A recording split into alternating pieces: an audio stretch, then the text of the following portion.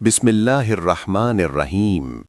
نہج البلاغہ سے اقتباس، حصہ اول، خطبہ نمبر 175۔ ترجمہ مفتی جعفر حسین۔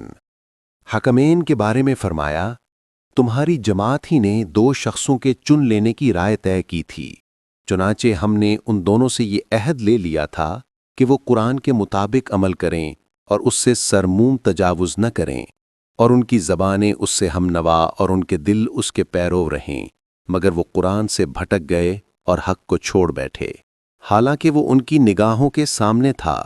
ظلم ان کی عین خواہش اور کج روی ان کی روش تھی، حالانکہ ہم نے پہلے ہی ان سے یہ ٹھہرا لیا تھا کہ وہ عدل و انصاف کے ساتھ فیصلہ کرنے اور حق پر عمل پیرا ہونے میں بدنیتی اور ناانصافی کو دخل نہ دیں گے۔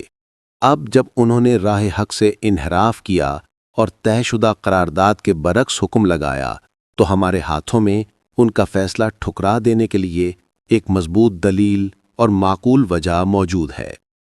حصہ اول، خطبہ نمبر 176۔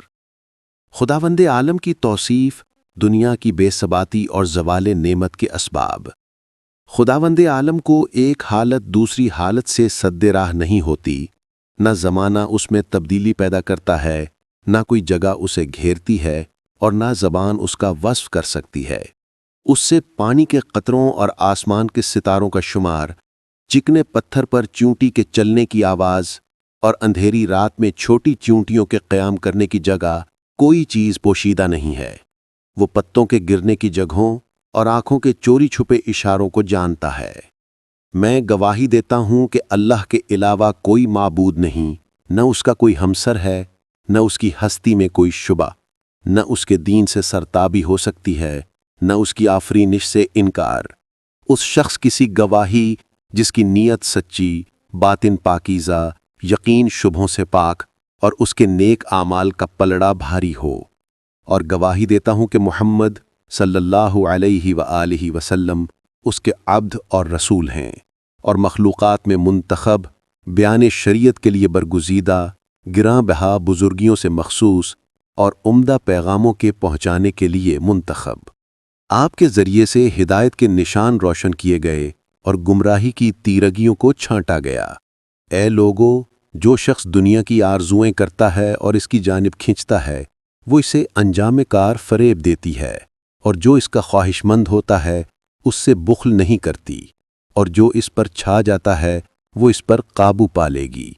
خدا کی قسم، جن لوگوں کے پاس زندگی کی تر و تازہ اور شاداب نعمتیں تھیں اور پھر ان کے ہاتھوں سے نکل گئیں، یہ ان کے گناہوں کے مرتکب ہونے کی پاداش ہے، کیونکہ اللہ تو کسی پر ظلم نہیں کرتا۔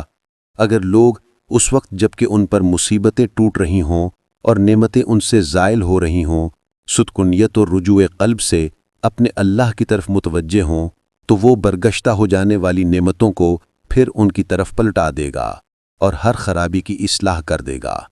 مجھے تم سے یہ اندیشہ ہے کہ کہیں تم جہالت و نادانی میں نہ پڑ جاؤ۔ کچھ واقعات ایسے ہو گزرے ہیں کہ جن میں تم نے نامناسب جذبات سے کام لیا، میرے نزدیک تم ان میں سراہنے کے قابل نہیں ہو۔ اگر تمہیں پہلی روش پر پھر لگا دیا جائے تو تم یقیناً نیک بخت و سعادت مند بن جاؤ گے۔ میرا کام تو صرف کوشش کرنا ہے۔